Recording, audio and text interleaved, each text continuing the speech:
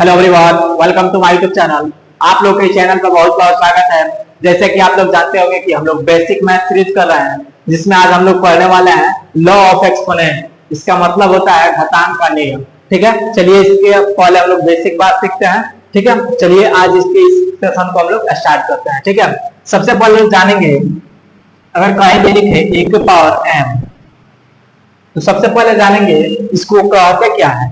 ये जो a है ये हमारा है आधार, और ये जो हमारा यम है ये हमारा है घात। ठीक है फ्रेंड्स, आधार को बेस भी बोलते हैं। ठीक है, अब देखिए घात को क्या बोलते हैं। पहला तो पावर बोलते हैं, और दूसरा नंबर में इसको डिग्री भी बोलते हैं। ठीक है फ्रेंड्स, अब देखिए ये जो हमारा नीचे है इसको ए जो है, अब देखिए फ्रेंड्स यहाँ जो हमारा ए है इसको आधार भी बोलते हैं या तो बेस भी बोलते हैं। ठीक है फ्रेंड्स, अब जो हमारा ये ऊपर है, जो ऊपर हमारा यम है, इसको हम लोग घात भी बोलते हैं, पावर भी बोलते हैं और डिग्री भी बोलते हैं। ठीक है फ्रेंड्स, और एम अगर कहीं फ्रेंड्स इस तरह से लिखा हो तो इसको पढ़ेंगे ए के पावर एम। अगर कहीं भी लिखा हो ऐसे तो इसको क्या पढ़ेंगे बी के पावर एफ या बी के घात एफ। तो इसको क्या पढ़ेंगे टी के पावर एफ पढ़ेंगे या टी के घात एफ पढ़ेंगे। ठीक है, अगर मान लीजिए फ्रेंड्स ऐसा लिखा हो तो इसको किस तरह से पढ़ेंगे 2 के पावर, इसको किस तरह से पढ़ेंगे 3 के पावर 2, नहीं तो इसको पढ़ेंगे 3 के पावर 2, या तो पढ़ सकते हैं 3 के घात 2। ठीक है फ्रेंड्स, आशा करता हूं कि समझ में आ गया होगा बेस क्या होता है और पावर क्या होता है। ठीक है, पावर को डिग्री भी बोलते हैं, ठीक है, इसको घात भी बोलते हैं। आशा करता हूं कि बेहतरीन तरीके से समझ में आया होगा। अब चलिए फ्रेंड्स हम लोग इसका लॉ ऑफ एक्सपोनेंट जो होता है वो हम लोग स्टार्ट करते हैं। अब देखिए फ्रेंड्स, हमारा पहला लॉ है, अगर a के पावर m इंटू a के पावर n हो। अब देखिए फ्रेंड्स, जिसका दोनों में बेस सेम हो और बीच में गुणा का चिन्ह हो, तो आपस में जो पावर होते हैं यानी घात जो होते हैं आपस में जुड़ जाते हैं। तो ये हमारा क्या हो जाएगा a के पावर m प्लस n हो जाएगा। ठीक है, अगर देखिए फ्रेंड्स इस रूप में हो a के पावर m और बीच में गुणा का चिन्ह, फिर a के पावर n, यानी दोनों का बेस सेम हो और पावर अलग अलग हो, तो पावर आपस में क्या होते हैं जुड़ जाते हैं। तो पहला लॉ हमारा क्या हो गया a के पावर m इंटू a के पावर n बराबर a के पावर m प्लस n। ठीक है फ्रेंड्स, चलिए इससे रिलेटेड कुछ क्वेश्चन हल करते हैं। मान लीजिए क्वेश्चन दिया है 2 के पावर 3 गुणे 2 के पावर 9। अब देखिए ये दोनों में देखेंगे बेस सेम है, तो 2 के पावर ये आपस में दोनों जुड़ जाएंगे 3 प्लस 9। इसका आंसर क्या होने वाला है 9 और 3 कितना होता है, तो 9 और 3 आपका 12 होता है, तो ये 2 के पावर 12 इसका आंसर हो जाएगा। ठीक है फ्रेंड्स, अगर मान लीजिए 2/3 के पावर 6 गुणे 2/3 के पावर 4 दे दिया है। ठीक है, इसको किस तरह से हल करेंगे, देखेंगे दोनों में बेस सेम है कि नहीं। तो दोनों में बेस सेम रहेगा, बीच में गुणा का चिन्ह रहेगा, तो दोनों घाती आपस में जुड़ जाएंगे। ठीक है, तो 2/3 और 6 प्लस 4 आपस में क्या होंगे जुड़ जाएंगे। अब देखिए 6 और 4 कितना होता है 10, तो 2 के पावर 2/3 के पावर 10 हो जाएगा, यही इसका आंसर हो जाएगा। ठीक है फ्रेंड्स, आशा करता हूं कि आप लोगों को पहला लॉ समझ में आया होगा और क्वेश्चन इस तरह से आएगा तो आप लोग किस तरह से हल कर लेंगे। ठीक है, अब चलिए हम लोग अगला लॉ की तरफ बढ़ते हैं। ठीक है, अब देखिए फ्रेंड्स हमारा अगला लॉ क्या है, अगर a के पावर m भागा a के पावर n हो। अब देखिए यहाँ पे बेस दोनों का सेम है लेकिन बीच में भाग का चिन्ह, अगर दोनों का बेस सेम हो और बीच में भाग हो तो इसकी घात जो होता है आपस में घट जाते हैं। इसका क्या होगा a के पावर m माइनस n हो जाएगा। ठीक है, इसमें क्या था दोनों का बेस सेम था, अब पावर अलग अलग था तो दोनों पावर जुट गया, बीच में लेकिन गुणा का चिन्ह था। इसमें क्या है, इसमें दोनों का बेस सेम है, पावर अलग अलग है, लेकिन बीच में भाग का चिन्ह है, इसलिए यहाँ पे घट गया और यहाँ पे जुट गया। ठीक है फ्रेंड्स, तो अब चलिए इससे रिलेटेड क्वेश्चन करते हैं। मान लीजिए 2/3 के पावर 6 भागा 2/3 के पावर 3 हो, तो इसका हल कितना होगा? तो सबसे पहले देखेंगे दोनों का बेस सेम है कि नहीं। तो दोनों का बेस सेम है, बीच में घटाव का बीच में भाग का चिन्ह है, तो इसका जो पावर होता है आपस में घट जाएंगे। तो होगा 2/3 और 6 में से 3 जाएगा, 6 - 3 ये हो जाएगा 2/3 और 6 में से 3 गया तो 3, यानी 2/3 के पावर 3 आंसर हो जाएगा। ठीक है फ्रेंड्स, अब देखिए एक और क्वेश्चन देखते हैं। मान लीजिए 2/5 के पावर 9 भागा 2/5 के पावर 3 हो। अब इसको किस तरह से हल करेंगे? देखेंगे दोनों का बेस सेम है कि नहीं। तो दोनों का बेस सेम है, तो लिखेंगे 2/5 और बीच में कौन सा चिन्ह है? भाग का चिन्ह है, तो वहां पावर इसका क्या हो जाएगा? आपस में घट जाएगा। तो 9 - 3 तो 2/5 और 9 में से 3 जाएगा तो कितना बचेगा? तो 9 में से 3 जाएगा तो 6 बचेगा, यानी 2/5 के पावर 6 इसका आंसर हो जाएगा। ठीक है फ्रेंड्स, अब चलिए हम लोग अगला लॉ की तरफ बढ़ते हैं।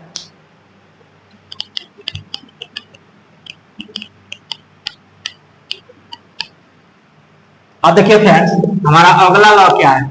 हमारा अगला लॉ है 1 के पावर, मान लीजिए 0 रहे, इसका आंसर कितना आने वाला है? 1। किसी भी चर या अचर के पावर अगर 0 हो तो उसका आंसर 1 आता है। एग्जाम्पल के तौर पर देखते हैं।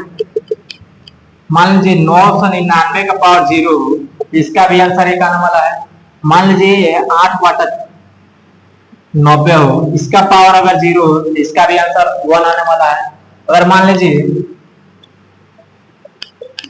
986 के पावर 6, इसके पावर 9, इसके पावर अगर 0 दे दे तो इसका भी आंसर 1 ही आने वाला है। ठीक है फ्रेंड्स, तो आशा करता हूं कि आप लोग समझ गए होंगे कि किसी भी चर या अचर के पावर में अगर 0 रहता है तो उसका आंसर कितना होता है? 1 होता है। तो अभी तक हम लोग 3 लॉ सीख लिए। ठीक है, चलिए चौथा लॉ की तरफ बढ़ते हैं। अब देखिए फ्रेंड्स, हमारा चौथा लॉ क्या कहता है? हमारा चौथा लॉ है अगर 1 के पावर m के पावर n हो, जब 1 के पावर m और m के पावर n हो तो क्या होता है? आपस में जो घात होता है आपस में गुणा हो जाते हैं। तो 1 के पावर m इंटू n के रूप में हो जाएगा, यानी m इंटू मतलब ये यहाँ गुणा का चिन्ह है। ठीक है, अब देखिए इसका एग्जांपल देखते हैं। मान लीजिए 2 के पावर 3, 3 के पावर 4। अब देखिए 2 के पावर ये आपस में गुणा हो जाएंगे। पावर में पावर रहता है तो फॉर्मूला क्या कहता है? m इंटू n, यानी 3 में 4 का गुणा हो जाएगा, 3 गुणा 4। तो इसका आंसर क्या आने वाला है? 2 के पावर 4 से कितना होता है? 12। तो 2 के पावर 12 इसका आंसर हो जाएगा। ठीक है फ्रेंड्स, चलिए एक और क्वेश्चन देखते हैं। मान लीजिए 5 के पावर 3, 3 के पावर 2, 2 के पावर 1। ये आपस में कितना हो आगे तक है? ये आपस में क्या हो जाएंगे? गुणा हो जाएंगे। तो 5 के पावर 3 गुणा 2 गुणा 1, इसको आपस में हल करेंगे तो कितना आंसर आने वाला है? 2 3 6, 6 में 1 का गुणा करेंगे तो 6 ही होगा, यानी 5 के पावर 6 इसका आंसर हो जाएगा। ठीक है फ्रेंड्स, चलिए अब हम लोग नेक्स्ट लॉ की तरफ बढ़ते हैं। देखिए फ्रेंड्स, हमारा अगला लॉ क्या है? अगर मान लीजिए a बाई b के पावर -n हो तो ये हमारा हो जाता है b बाई a के पावर n, यानी यहाँ पे माइनस में हमारा जो घात था माइनस में था। अब देखिए इसको जैसे उलाटे a बाई b था, यहाँ पे क्या हो गया? b by a। जैसे इसको उलाट दिए तो जो हमारा घात माइनस में था यहाँ पे क्या हो गया? प्लस में हो गया। एग्जाम्पल से समझते हैं। मान लीजिए 2/3 है, अब पावर में माइनस का 3 है, इसको प्लस का 3 करना है तो कैसे करेंगे? जो अंदर वाला इसको चेंज कर देंगे, 3 ऊपर चला जाएगा, 2 नीचे आ जाएगा, तो ये जो हमारा है ये हमारा प्लस का 3 हो जाएगा। ठीक है फ्रेंड्स, यहाँ पे देखिए क्या हुआ है, ये जो हमारा 2/3 है इसको प्लस करने के लिए 3/2 बन गया है। ठीक है, चलिए एक और क्वेश्चन देखते हैं। मान लीजिए 5/2 माइनस का 6 है, इसको हमको प्लस में करना है, तो प्लस में करने के लिए क्या करेंगे, 2 ऊपर हो जाएगा और 5 नीचे हो जाएगा, तो 2/5 के पावर 6, ये हमारा आंसर होने वाला है।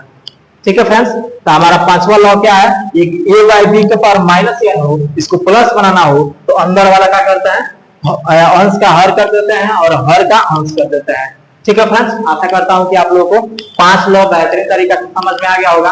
अब चलिए अगले लॉ की तरफ बढ़ते हैं।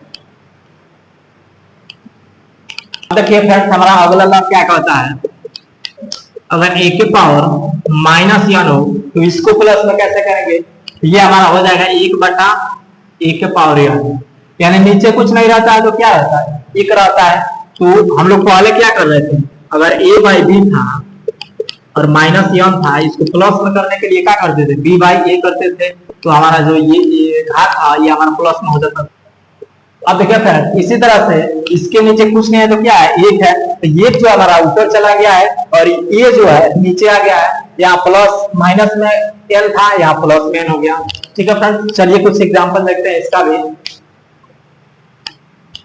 अब देखिए फ्रेंड्स, इसका एग्जांपल देखते हैं। मान लीजिए 2 के पावर -6 है, तो इसको क्या किस तरह से प्लस में करेंगे, तो ये हमारा हो जाएगा 1/2 के पावर 6, यहाँ माइनस में था, यहाँ आ गया था हमारा प्लस में हो गया। इसके नीचे भी कुछ नहीं है तो क्या है, 1 है, तो 1 ऊपर हो गया, 2 नीचे हो गया, तो ये माइनस में था तो यहाँ प्लस में हो गया।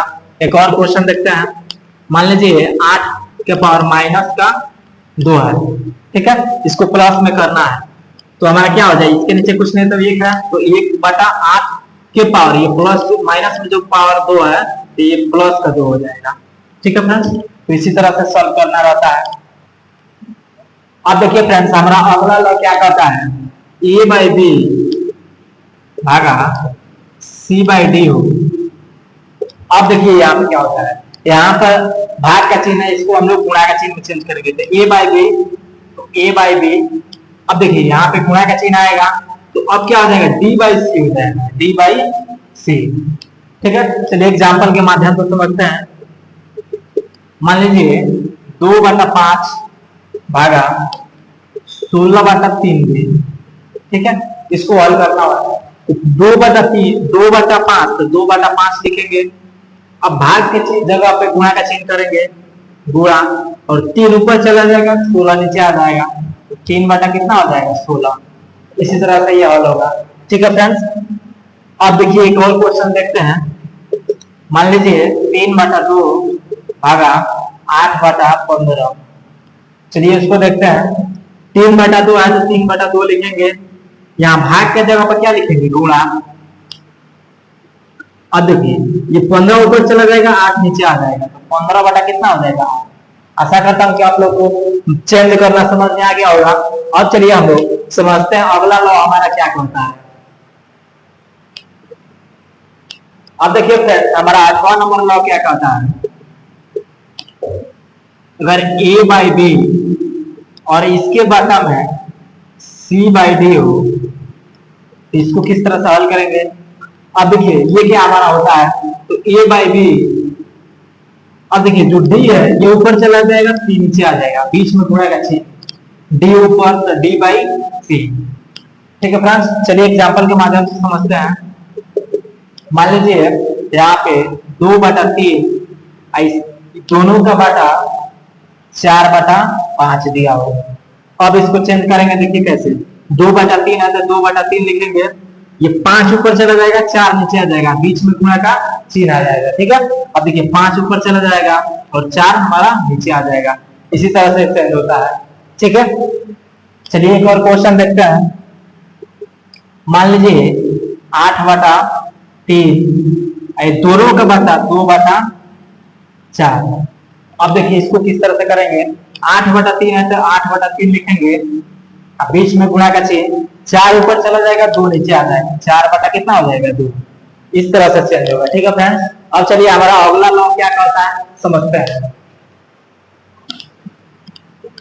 अब देखिए फ्रेंड्स, हमारा अगला लॉ क्या कहता है, अगर a के पावर x बराबर है a के पावर y, यहाँ पे देखिए हमारा बेस दोनों का सेम है और पावर क्या है, यहाँ x और यहाँ पर y है, ये पावर हमारा अलग अलग है लेकिन बेस दोनों का सेम है। तो जब दोनों का बेस सेम होता है तो पावर भी हमारा सेम हो जाएगा, यानी x बराबर y भी हो जाएगा। ठीक है फ्रेंड्स। अब देखिए इसी तरह से अगर अगला, अब देखिए फ्रेंड्स इसी तरह से a के पावर x बराबर, अगर यहाँ b के पावर x रहे, यहाँ पे देखिए दोनों का पावर हमारा क्या है, समान है, लेकिन दोनों का आधार क्या है, अलग अलग है। तो यहाँ पर भी क्या हो जाएगा, दोनों का ये जो बेस है यानी दोनों का आधार जो है आपस में समान हो जाएगा, यानी e के बराबर भी हो जाएगा। ठीक है फ्रेंड्स। आशा करता हूँ कि फ्रेंड्स आप लोगों को हमने जितना लॉ ऑफ एक्सपोनेंट पढ़ाया, आशा करता हूँ कि आप लोगों को बेहतरीन तरीका से समझ में आया होगा। चलिए आज के वीडियो में बस इतना ही। अब हम लोग नेक्स्ट वीडियो में मिलते हैं नया कॉन्सेप्ट के साथ। ठीक है फ्रेंड्स।